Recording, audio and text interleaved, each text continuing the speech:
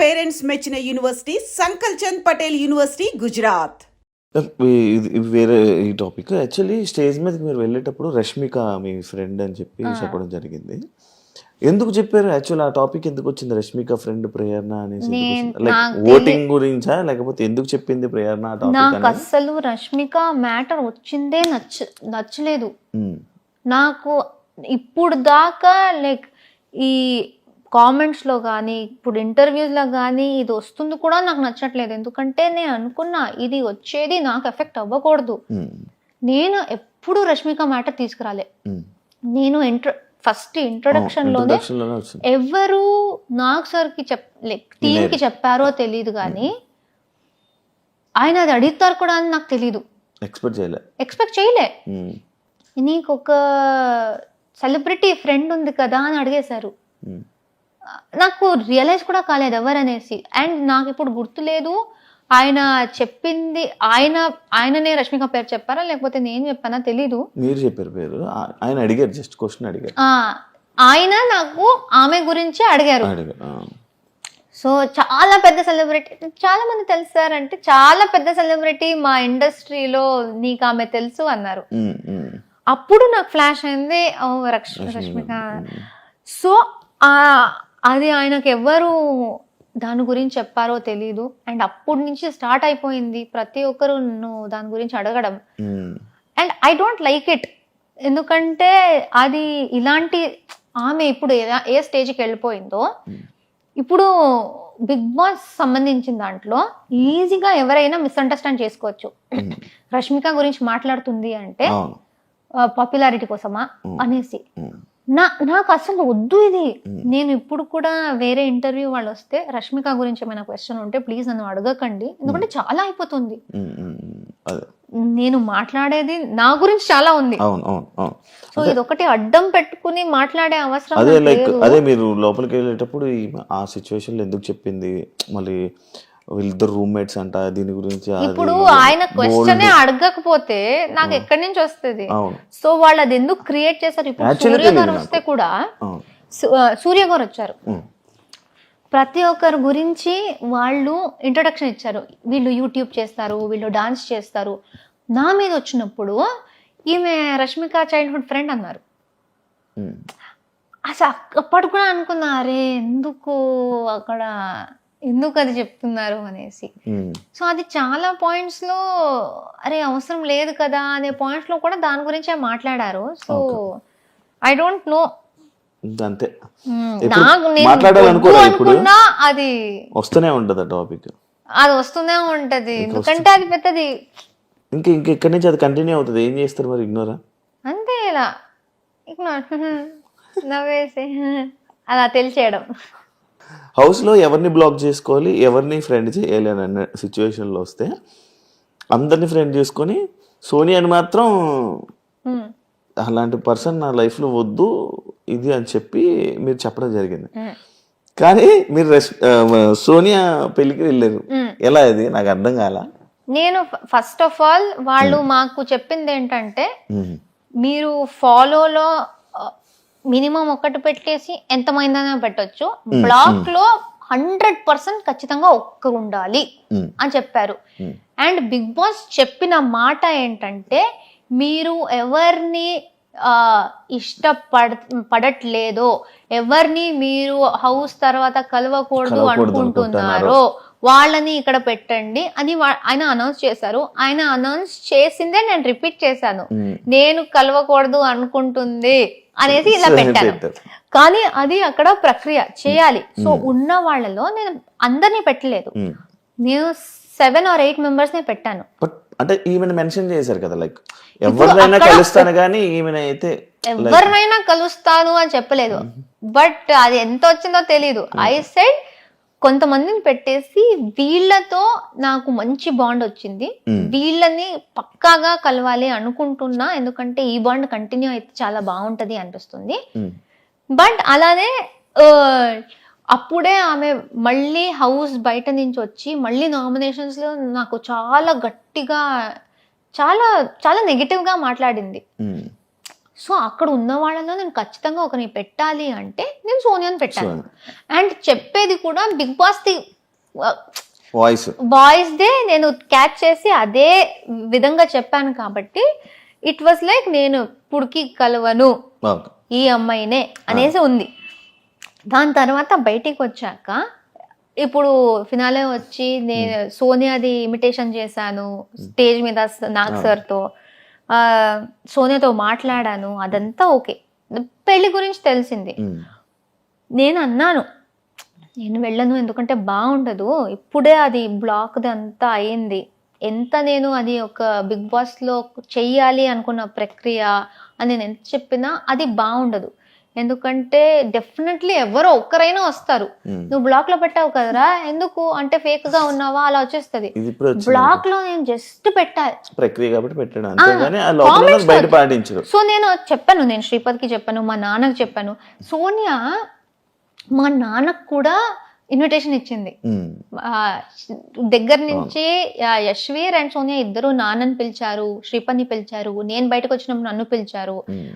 అది బ్లాక్ గురించి టెలికాస్ట్ అయిన తర్వాత కూడా సోనియా నాకు పర్సనల్ గా మెసేజ్ చేసి ప్లీజ్ పెళ్లికి రా, నీకు వీలైతే రా, నువ్వు శ్రీపద్ రా అన్నారు. సో అక్కడ లోపల ప్రక్రియ గురించి నేను అది నిజంగా నాకు కొన్ని ఆమె నాకు నామినేషన్లో చెప్పింది అదంతా నచ్చలేదు, నేను ఆ వేలో పెట్టాను. బట్ పాపం ఆమె ఆ బ్లాక్ చూసి కూడా పిలుస్తుంది. అండ్ మా నాన్న శ్రీపద్ కూడా ఏం కాదులే, ఇట్స్ ఓకే, అది బిగ్ బాస్ అని లైక్ అర్థం చేసుకుంటారు, ఎందుకైంది వెళ్దాం రా, వెళ్ళి అందరినీ కలిసేసి వచ్చేద్దాం పర్లేదు అంటే వెళ్దాం. కే బ్యాచ్ మొత్తం గ్రూప్ గేమ్ ఆడారు అని చెప్పి ఒకటి బయట స్ప్రెడ్ అవుతుంది, బయట జనాలందరికీ అలా ఒకటి క్రియేట్ చేశారు. దానికి మీరు ఏం చెప్పాలనుకుంటున్నారు? నేను ఇంట్లో మాట్లాడేది ఏ భాష? తెలుగు, తమిళ్. ఎక్కడ? Mother tongue Tamil. అవును, దీని గురించి యాక్చువల్ డిస్కషన్ కూడా వచ్చింది. సో నేను తమిళ్, నేను ఏ రకంగా కే బ్యాచ్ అవుతా? అది నా ఫస్ట్ క్వశ్చన్. ఎవరెవరు నన్ను కూడా కే బ్యాచ్ అని పెట్టారో, ఫస్ట్ ఆఫ్ ఆల్ అలాంటిది లేదు. ఎవరు స్టార్ట్ చేశారో వాళ్ళు దేనికి స్టార్ట్ చేశారు, ఎవరిని సపోర్ట్ చేయడానికి స్టార్ట్ చేశారు అని ఎవరికి తెలుసో వాళ్ళకి తెలుసు. కానీ ఆ కే బ్యాచ్ పక్కన పెడితే నేను ఎందుకు దానిలో వస్తున్నా? అంటే నేను తమిళ అమ్మాయి. మీరు అందరూ లైక్ ఎలా అంటే ఒక గ్రూప్ లో కూర్చొని ఈ రోజు జీని నామినేట్ చేయాలి, ఏ నామినేట్ చేయాలి, ఫస్ట్ ఆఫ్ ఆల్ నామినేట్ చేయాలి అని మాట్లాడుకున్నారంట కదా. ఇది ఎప్పుడు జరిగింది? ఏది? మేమందరూ క్లాన్స్ లో ఉన్నప్పుడు, క్లాన్స్ లో మనల్ని కాపాడుకోవాలరా గ్రూప్ క్లాన్స్, అదే క్లాన్ మేము ఈ గేమే క్లాన్ లో ఆడాలి. మా క్లాన్ లో నంబర్ తక్కువ అయిపోతే నెక్స్ట్ వీక్ గ్రూప్ గేమ్ లో పవర్ ఉండదు. ఎందుకంటే గ్రూప్ మొత్తం ఎదుటి మా దాంట్లో నుంచి 8 ఉన్నాం వైల్డ్ కార్డ్స్ వచ్చినప్పుడు. సీత మణికంఠ ఇద్దరు వెళ్ళిపోయారు, మా దాంట్లో 6 ఉన్నారు, వాళ్ళ దాంట్లో 8 ఉన్నారు. మళ్ళీ ఒకరు మన వాళ్లే మా మీదే వేసుకుంటే మేము వెళ్ళిపోయే ఛాన్స్ ఉంది. వాళ్ళు 8 ఉంటారు, మేము 5 ఉంటాం. గ్రూప్ గేమ్ ఆడాలంటే వాళ్ళకి పవర్ ఉంది, మాకేం లేదు. సో బిగ్ బాస్ చెప్పింది క్లాన్ గేమే, బిగ్ బాస్ 8 అనేది క్లాన్ గేమే. సో మేమేమనుకున్నాం, అక్కడ నబీల్ కూడా ఉన్నాడు, ఇట్ ఈస్ ఈజీ. కానీ అక్కడ మాట్లాడుకున్న దాంట్లో నబీల్ ఉన్నాడు, నబీల్ని కూడా కే బ్యాచ్ లో పెడుతున్నారా? ఆ భాషది ఎందుకు వస్తుందో నాకైతే చాలా ఇరిటేట్ అవుతుంది. ఎందుకంటే అందరూ తెలుగు బిగ్ బాస్కి వచ్చాం, బట్ ఈ సీజన్ మొత్తం ఇదే నేమ్ నడిచింది మొత్తం లాస్ట్ వరకు. అలా చూస్తే మీరు ఇండస్ట్రీ వాళ్ళని బ్లేమ్ చేయండి. ఇప్పుడు అక్కడి నుంచి కర్ణాటక నుంచి ప్రొడ్యూసర్స్, డైరెక్టర్స్ వాళ్లే కదా కన్నడ వాళ్ళని తీసుకొచ్చి ఇక్కడ పని ఇప్పిస్తున్నారు, ఇక్కడ పని చేస్తున్నారు. ఇక్కడ పని చేసి తెలుగు ఆడియన్స్ కి నచ్చితేనే కదా వీళ్ళు పాపులర్ అయ్యారు. ఆ నచ్చితేనే కదా బిగ్ బాస్ వాళ్ళు కూడా అప్రోచ్ అయ్యి వీళ్ళు బాగున్నారు అని పెట్టారు. మీ షో కేబీకేజీ తర్వాత మీకు మీ టాస్క్ లో అక్కడ బాగా ఆడి మీ పర్ఫార్మెన్స్ నచ్చి మీకు మంచి ఆఫర్ వచ్చింది అంటున్నారు, రైటేనా? నిజమేనది? తెలీదు. కేబీకేజీలో మీ పెర్ఫార్మెన్స్ చాలా బాగుందండి, టాస్క్లు బాగా ఆడేవాళ్ళంట, మంచిగా ఫుల్ యాక్టివ్, చాలా బాగా ఆడుతున్నావు టాస్క్లు అని అన్నారు. టాస్క్స్ అంటే చాలా ఇష్టం కదా. అక్కడ కూడా బాగా ఆడే, ఫస్ట్ ప్రతిదీ వెళ్ళిన దాన్ని ప్రతి ఒక్కటి గెలిచేదాన్ని కదా. దానివల్ల ఈ ఆఫర్ వచ్చింది అని చెప్పి విన్నా. నాకు దేనికి పిలిచారో తెలియదు కానీ పిలిచారు అంతే. అంతే. సో ఇలా ఇప్పుడు అది మాట్లాడుకుంది మేమేదో షడ్యంత్ర చేసి కుట్రలాగా వాడినే చెయ్యి ఈ రీజన్కే చెయ్యి ఎవ్వరూ మాట్లాడుకోలేదు. మాలో చేసుకోకండ్రా, మాలో చేసుకోకండి, ఎందుకంటే ఎదుటి వాళ్ళు మా మీదే చేస్తారు. రాయల్ క్లాన్స్ వాళ్ళు ఓజీస్నే చేస్తారు, వాళ్ళలో చేసుకోరు. మేమెందుకు మాలోనే వేసుకుని పిచ్చి పిచ్చిగా ఆడుతున్నాం? వాళ్ళు వాళ్ళ క్లాన్ గురించి ఆలోచిస్తున్నారు, మేము కూడా వాళ్ళ క్లాన్ గురించి ఆలోచించాలి. నామినేషన్స్ అంటే అది కాదు కదా, ఎవరిలో తప్పు ఉంటే వాళ్ళని క్వశ్చన్ చేయడం. వాళ్ళలో కూడా చాలా తప్పులు ఉన్నాయి, కానీ ఈ సీజన్ లో కొత్తగా క్లాన్స్ వచ్చాయి, లేకపోతే క్లాన్ అనే కాన్సెప్ట్ లేదు. సో ఓజీస్ ఎవరు ఉన్నారో వాళ్ళు స్టార్టింగ్ నుంచి క్లాన్ గేమ్ ఆడుతున్నారు కాబట్టి మాకు అది తెలుసు. మాకు టూ వీక్స్ ఏదో మా క్లాన్ వాళ్ళని మేము నామినేట్ చెయ్యకూడదు అని బిగ్ బాస్ చెప్పారు. అదేంటి బిగ్ బాస్ తప్ప అది? సో క్లాన్స్ ది ఒక ఇది ఉంటది, మీ క్లాన్ ని మీరే ఎందుకు వీక్ మీ టీం క్రికెట్ ఆడుతున్నారు, ఒకడు ఆడట్లేదు, ఆర్ లేకపోతే మీకు పర్సనల్ ప్రాబ్లం ఉంది, బెస్ట్ ప్లేయర్ ని తీసేస్తారా మీరు?